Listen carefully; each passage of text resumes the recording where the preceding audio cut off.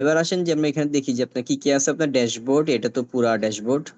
ড্যাশবোর্ডের মধ্যে monthly, yearly বা বিভিন্ন রকম সামারি থাকবে। কত টাকা খরচ করলেন, কত টাকা ইনকাম হইলো, এক্সপেন্স হইলো, ব্যাংকে কি কি আছে না আছে, যে ব্যাংকে অ্যাকাউন্টে কি কি আছে না আছে, সবগুলো এখানের মধ্যে একটা থাকবে। হ্যাঁ, ইনভয়েস কার কাছ থেকে কত টাকা পান না পান, কাকে কত টাকা দেনা আছে, ইত্যাদি ইত্যাদি এখানের মধ্যে চলে আসবে। ঠিক আছে, এখনো আসেনি, খালি হয়ে আছে।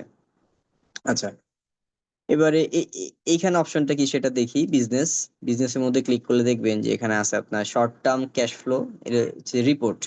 বিজনেস স্ন্যাপশট, এটাও রিপোর্ট।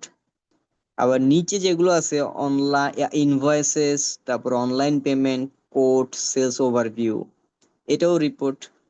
কিন্তু কোড এবং ইনভয়েস এই দুইটা তো হচ্ছে আপনার ভাউচার। ঠিক আছে, অর্থাৎ আপনি চাইলে কোন একটা মানে সেলস কোটেশন আপনি চাইলে এটা পাঠাতে পারতেছেন এইখানে এই অপশনটা দিয়া। তারপরে বা কোন একটা সেলস ইনভয়েস পাঠাতে পারতেছেন আপনার, মানে মানে ক্রিয়েট করতে পারতেছেন আর কি। পাঠানো বলতে ক্রিয়েট বলতেছি, যে কোন একটা সেলস কোটেশন ক্রিয়েট করতে হলে অপশন থেকে করবো। আর বাকি এগুলো হচ্ছে রিপোর্ট টিপোর্ট দেখা বা আদার্স ফ্যাসিলিটি গুলো। আবার এইখানেও দেখতেছি আমরা, আবার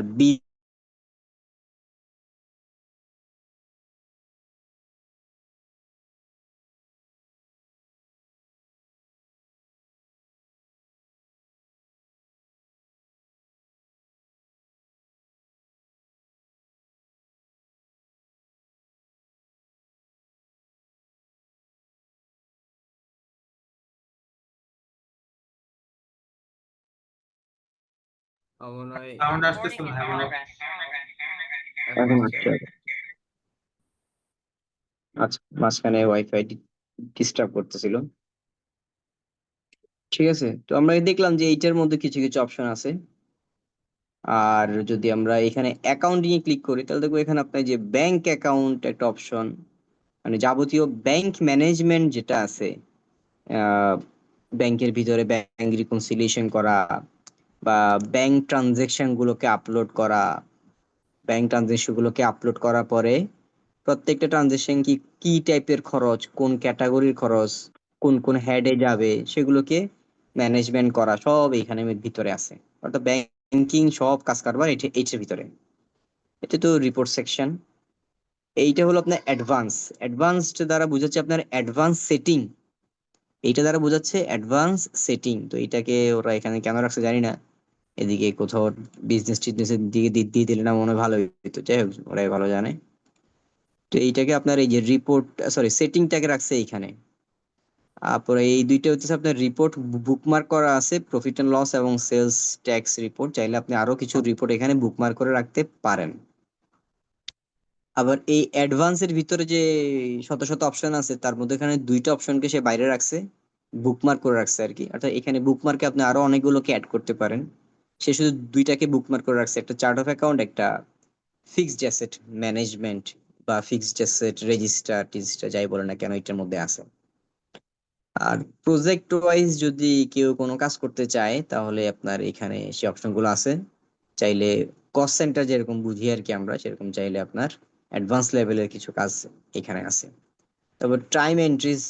টাইম এন্ট্রিজ এটার কাজ হলো যে ফর এক্সাম্পল আপনি আপনার ক্লায়েন্টদেরকে আওয়ারলি বিল করেন, তাহলে কোন দিন কত টাকা সার্ভিস দিছেন, সরি কোন দিন কত ঘন্টা সার্ভিস দিছেন, সে সমস্ত এন্ট্রি গুলো করার পরে চাইলে সেইটার যে বিলিং রেটটা সহ দিয়ে দিবেন, তাহলে একটা অটোমেটিক একটা কি হবে, সেলস ইনভয়েস জেনারেট হয়ে যাবে।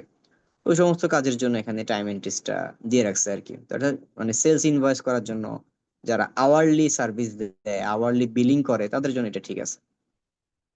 আবার স্টাইফ টাইম ওভারভিউ, এখানে তো আরেকটা ঘটনা আছে, সেটা হলো আপনি চাইলে এটা দিয়ে আবার যে এমপ্লয়ীদের স্যালারিও বিল বিলটা বানাতে পারেন। দুইটা কাজই করা যায়, যে এমপ্লয়ীদের পেমেন্ট দেওয়ার জন্য করা যায়, আবার হচ্ছে যে ক্লায়েন্টকে বিল করার জন্য কাজ করা যায়।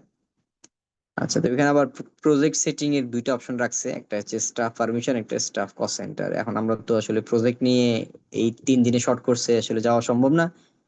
আহ তো এটা থাকুক। হ্যাঁ, তারপরে এখানে আপনার কন্টাক্ট।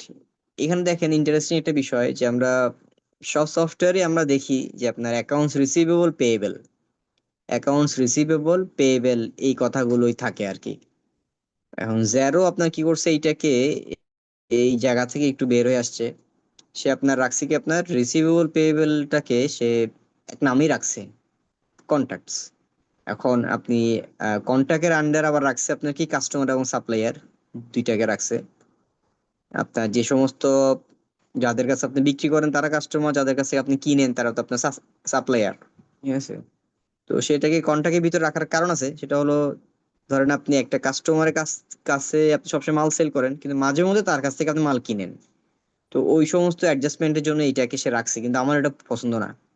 বা যারা প্র্যাকটিক্যালি যারা অ্যাকাউন্টস করে তাদেরও এটা পছন্দ না যে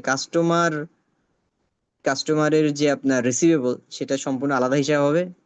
আবার ওই প্রতিষ্ঠানের কাছ থেকে যদি আমরা কোনো কিছু কেনার দরকার হয় সেটা আলাদা, তাকে আমি সাপ্লায়ারের একটা আলাদা লেজার করেই আমি তাকে সেই ট্রানজাকশন গুলোকে এন্ট্রি করব, দুইটা হিসাব নিকেশ আলাদা হবে, মিক্স আপ হবে না। কিন্তু জ্যারো আপনার মিক্স আপ করার সুযোগ রাখছে, তো সুযোগ কেন রাখছে তারাই জানে। এটা আসলে প্রয়োজন না আর কি, অ্যাকাউন্টিং সেন্সে অ্যাকাউন্টেন্টদের সেন্সে এটা একটা ঝামেলার বিষয়, ঠিক আছে? আচ্ছা, তারপর আমি বুঝলাম আর কি যে এই জায়গা থেকে আপনার কাস্টমার এবং সাপ্লায়ারের লেজার গুলো ক্রিয়েট করা, কাস্টমার সাপ্লায়ারদেরকে বিল করা, বিল নেয়া ইত্যাদি যা যা কিছু আছে, অর্থাৎ কাস্টমার রিলেটেড যত ভাউচারের কাজ, কাস্টমার মানে সেলস রিলেটেড যত কাজ আছে সব হচ্ছে আপনার এই কাস্টমার সেকশনের ভিতরে। আর পারচেজ রিলেটেড যা কাজ আছে সব হচ্ছে আমরা এই সাপ্লায়ার সেকশনের ভিতরে ঢুকে আমরা করতে পারি, ঠিক আছে? আবার এইখানে একটা প্লাস আইকন আছে, এরকম একটা প্লাস আইকন কুইকবুকের মধ্যেও আছে। এখানে এই প্লাস আইকনটা হচ্ছে আপনার শর্টকাট বাটন আর কি।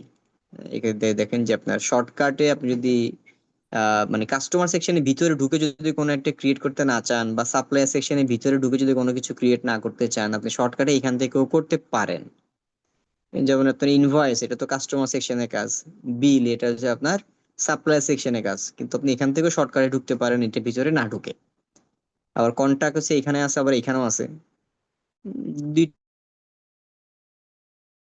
দিকে আপনি যেতে পারেন, এটা শর্টকাট বাটন আর কি এটা। তারপর সেলস কোটেশন, তো সেইটাকে এখানে রাখছে। আবার আমরা কোথায় দেখলাম জানি, এখানে রাখছে।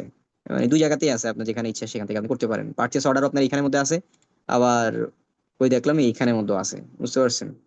তো যাই হোক, হচ্ছে যে আপনার বিভিন্ন জায়গা থেকে আপনার এগুলোকে করা যায় আর কি। শর্টকাট যেটা আপনার কাছে, এটা শর্টকাট অবশ্যই। তারপরে স্পেন্ড মানি মানে কি আপনার আহ পেমেন্ট ভাউচার।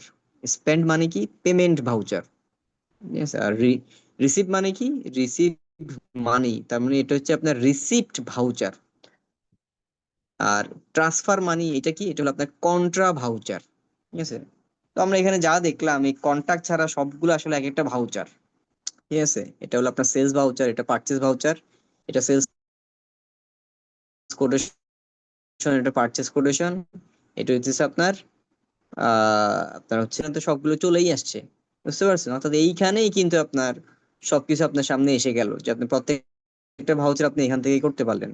অর্থাৎ জ্যারোতে এর বেশি আসলে কাজ করাও যায় না, ঠিক আছে? ফর এক্সাম্পল আপনার একটা একটা একটা সফটওয়্যারের মধ্যে আপনার কি থাকে, বিভিন্ন রকমের আপনার অ্যাকাউন্টিং ভাউচার থাকে, আর হচ্ছে আপনার বিভিন্ন রকমের আপনার ইনভেন্টরি ভাউচার থাকে।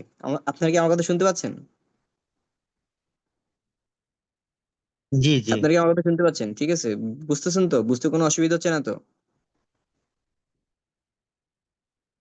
এখনো পর্যন্ত বুঝতে কোনো অসুবিধা হচ্ছে? না না। আমি কি কঠিন করে বলতেছি না তো? আচ্ছা ঠিক আছে, না চেষ্টা তো করতেছি, খুব সহজ বিষয়। যদিও আমি আপনাদের ব্যাকগ্রাউন্ড জানা হয়নি, কি এখানে কি কেউ কি আছেন যারা নন নন অ্যাকাউন্টিং ব্যাকগ্রাউন্ড থেকে আসছেন, এরকম কেউ কি আছেন? দুইজন মানুষ কম তো, জিজ্ঞেস করলাম না আর কি। ইউনুস ভাই অথবা সজীব ভাই, কেউ কি আপনারা নন অ্যাকাউন্টিং ব্যাকগ্রাউন্ড থেকে আসা আছেন? না না। না না না। আচ্ছা আচ্ছা, ঠিক আছে তাহলে, ওকে। তাহলে আমরা বুঝতেছি এইখানে আপনার অ্যাকাউন্টিং ভাউচার গুলো আছে। আর হচ্ছে আপনার মানে জ্যারোতে আলাদা করেছে আপনার ইনভেন্টরি ভাউচার পোস্টিং করতে হয় না, ঠিক আছে? আলাদা করে আপনার ইনভেন্টরি ভাউচার বলতে আমরা কি বুঝাইতেছি, যে আপনার material in material out, rejection in rejection out, delivery note, receive note, ঠিক আছে? এই সমস্ত আপনার ইনভেন্টরি ভাউচার গুলো এখানের মধ্যে আপনার আলাদা করে করতে হয় না, কারণ এটা হচ্ছে আপনার একটাই অ্যাপ্লিকেশন জেরো, এটা একটা কম্বাইন্ড প্যাকেজ।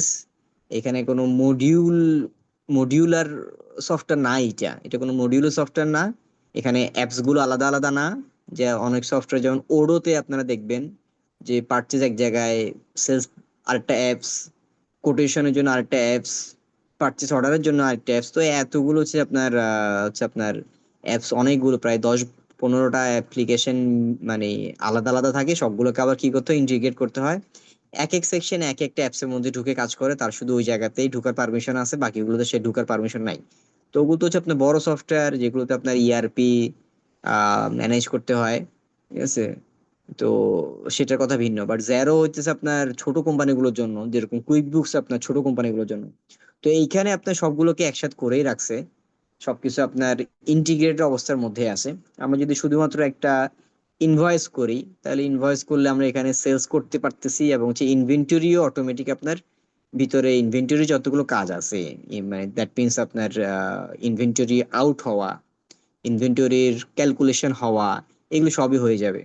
আবার আপনি যদি বিল করেন, মানে কোনো একটা কিছু পারচেস করেন, তাও একই কথা, যে আপনার একই সাথে আপনার অ্যাকাউন্টিং পার্ট, যেটা দ্যাট মিনস আপনার অ্যাকাউন্টস পেয়েবল লেজারে হিট করানো, তারপরে আপনার ইনভেন্টরি লেজারে হিট করানো, আবার হচ্ছে ইনভেন্টরি কোয়ান্টিটি আপনার হচ্ছে ইনক্রিজ করা, এগুলো সবই হয়ে যাবে আপনি শুধু যদি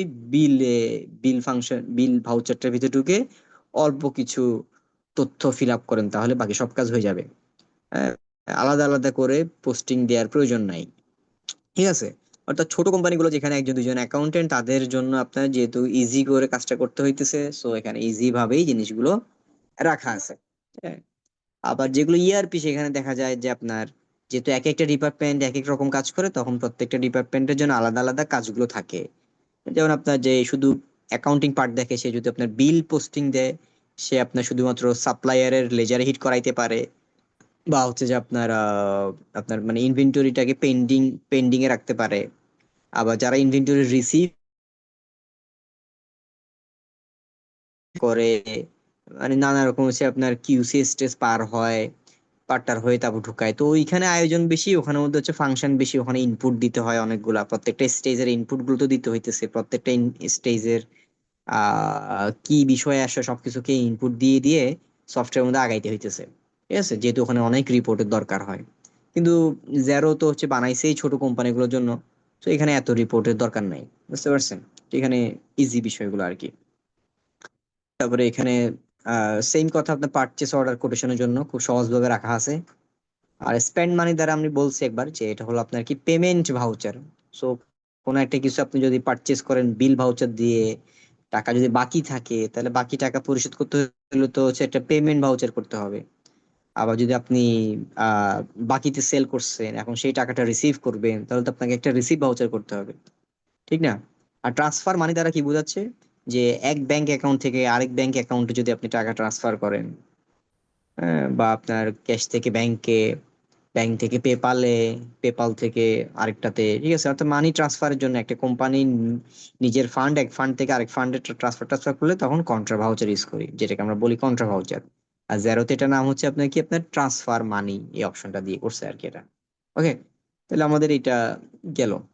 এবার এখানে দেখেন যে যে এখানে মধ্যে ডট ডট ডট আছে, এটা হচ্ছে আপনার বিভিন্ন অ্যাপস এখানের মধ্যে আছে, যে পেরোল এইচআর এর জন্য, ইনভয়েসিং এর জন্য অনেক রকমের হচ্ছে আপনার অ্যাপস আছে এখানে, ঠিক আছে? যদি কেউ চায় যে থার্ড পার্টি অ্যাপস আরো ডিটেইলের জন্য, যেমন আমি বলছিলাম যে ইনভেন্টরি খুব বেশি কাজ এখানে নাই, এখন যদি কারো প্রয়োজন হয়, তাহলে থার্ড পার্টি অ্যাপস ইউজ করে আরো অনেক কিছুকে এখানে আমাদের অ্যাড করতে পারে, ঠিক আছে? অর্থাৎ সেটা থার্ড পার্টি অ্যাপসেই করবে, কিন্তু দুইটার মধ্যে একটা ইন্টিগ্রেশন হবে আর কি। ওকে, এখানে তারপর আছে আপনার কি প্রোফাইল, এডিট প্রোফাইল দিয়ে অ্যাকাউন্টে ঢুকে আপনি কিছু সেট আপ চেঞ্জ করতে পারেন।